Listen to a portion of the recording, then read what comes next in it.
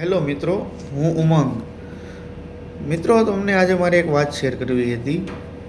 મને બાળપણથી જ બહુ ખરાબ શરદીની એલર્જી હતી.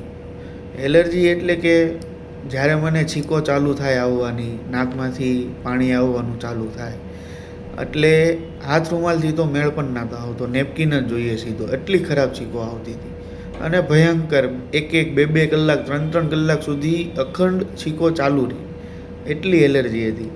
મેં 10 વર્ષ દવા લીધી હશે પણ કાંઈ ફરક પડ્યો જ નહીં. બહુ સારા સારા ડૉક્ટરો પાસે લીધી, કશું જ નહીં.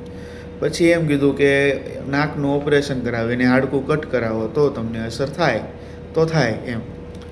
પછી મારા એક બહુ ખાસ મિત્ર છે, નરેન્દ્રભાઈ નારિયા.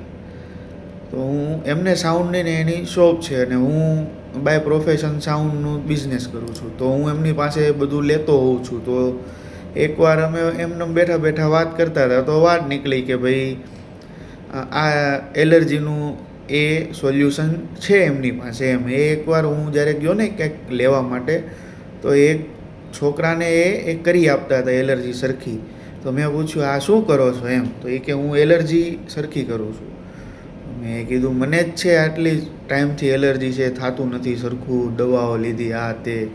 તો પછી એણે મને 3 દિવસ આવવાનું કીધું. હું 3 દિવસ ગયો. એમણે મને એની ટ્રીટમેન્ટ કરી આપી, અમુક કસરતો કીધી, એ કન્ટિન્યુ રેગ્યુલર કરી. 1 મહિનો જેવી હતી તે કસરત કરી.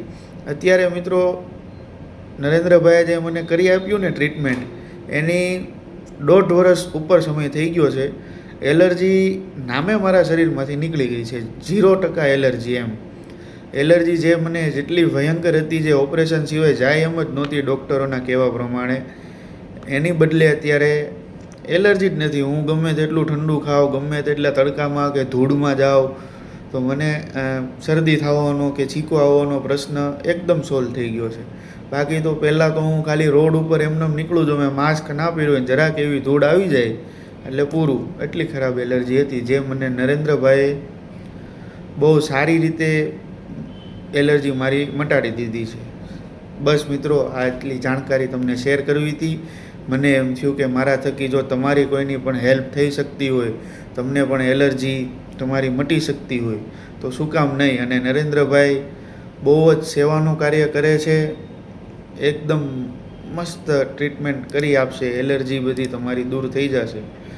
તો જો તમને એલર્જી હોય અથવા ગળામાં કાકડા વધી જતા હોય તો પણ કાકડાનું પણ એ એટલું મસ્ત કરી આપે છે કે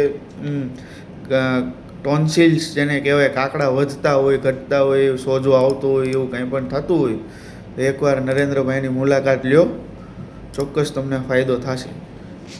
થેન્ક યુ.